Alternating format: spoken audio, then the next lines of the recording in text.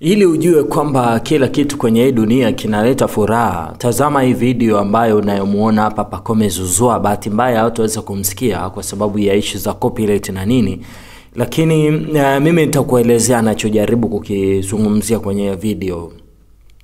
Pacome Zouzoua ameonekana kuwa na furaha sana mara baada ya jina lake kujumuishwa kati ya majina ya wachezaji ambao wataingia kambini kujiandaa na michezo miwili ya kirafiki kwenye timu ya taifa ya Congo, ya Cote d'Ivoire ama Ivory Coast, akiwa na wachezaji kadhaa kama ambavyo nilivyokuambia kwenye episode iliyopita, wachezaji ambao wanatokea ughaibuni.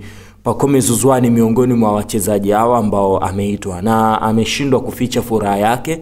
Kwenye video fupi anajaribu kuelezea jinsi alivyo na furaha, akisema mimi ninasikia furaha sana kuitwa kucheza kwenye timu ya taifa ya Ivory Coast kwa sababu imekuwa ni ndoto yake, lakini pia akawashukuru mashabiki wa kikosi ya Young Africans kwa nyakati zote ambazo wamekuwa kimpa nguvu na kumtia moyo kwenye haya mapambano.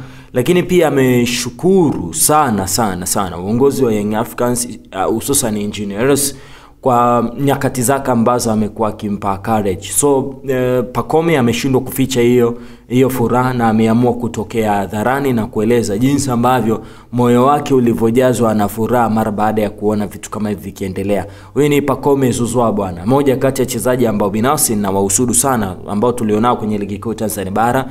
Atakuwa anajitupa uwanjani kwenye timu ya taifa dhidi ya timu ya Seychelles. Nadhani itakuwa ni wana mechi mbili kama hivi za kufuzu kombe la dunia, mechi moja kufuzu kombe la dunia, nyingine ya kirafiki. So inabidi apambane kule ili angalau akionyesha kiwango kizuri anaweza akajumuishwa kwenye kikosi ambacho kitacheza AFCON muda si mrefu. Na unajua AFCON haiko mbali, mwezi wa 12 tu hapo. Kwa hiyo watu mbalimbali wanajaribu kutengeneza mikakati mustakabali mzima kwamba ikifika sasa hiyo AFCON tuwe tunajua timu zetu ni nani na nani ambao anafanya kazi hiyo.